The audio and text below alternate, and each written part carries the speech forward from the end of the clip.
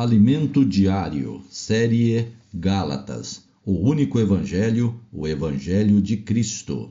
Livro 1, Seguir o Espírito para concluir a obra de Deus. Autor, Pedro Dong. Semana 1, tema, Introdução.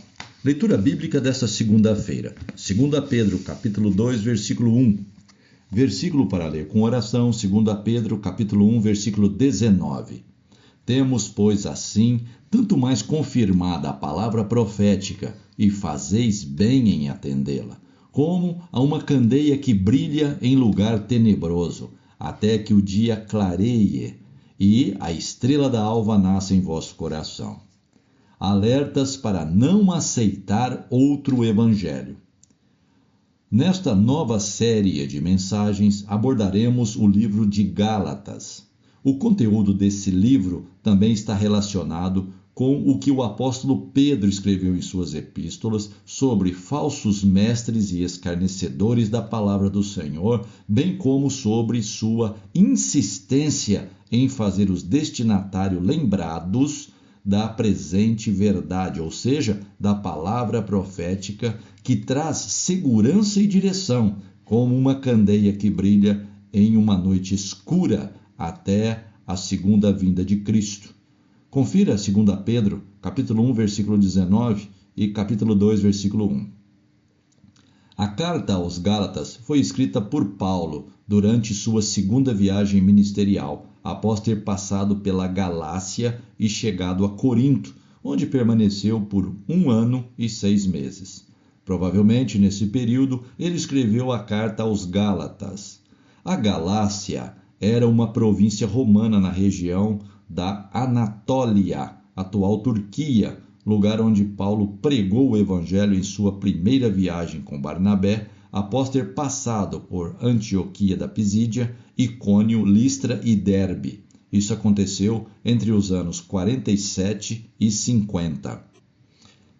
Ao retornar a Antioquia, Paulo e Barnabé tomaram conhecimento de uma situação que muito os preocupou. Do primeiro versículo do capítulo 15 de Atos, lemos: Alguns indivíduos que desceram da Judéia ensinavam aos irmãos: Se não vos circuncidardes segundo o costume de Moisés, não podeis ser salvos. Essa afirmação era muito séria, grave e totalmente errônea, porque impunha condições extras para alguém ser salvo. Eles defendiam que, para alguém ser salvo, além de crer em Jesus, havia mais uma condição: ser circuncidado conforme o costume de Moisés. Isso equivale a pregar outro evangelho, e não o evangelho de Cristo. O relato prossegue em Atos capítulo 15, versículos de 2 a 6.